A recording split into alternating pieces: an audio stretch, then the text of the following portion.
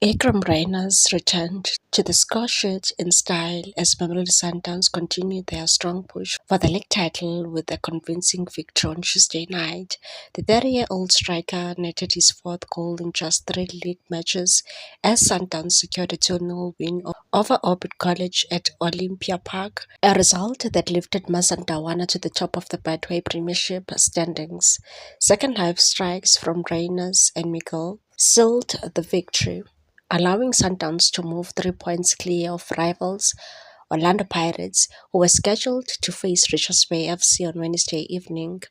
Rainer's recent scoring run marks an impressive turnaround after a difficult spell on the sidelines. The forward admitted that regaining match sharpness was not easy, but persistence in training helped him rediscover his rhythm in front of goal. So I think for me it was a bit difficult because I did not play in a long time. But every day at training I was pushing myself and I know how to score goals and help the team win games.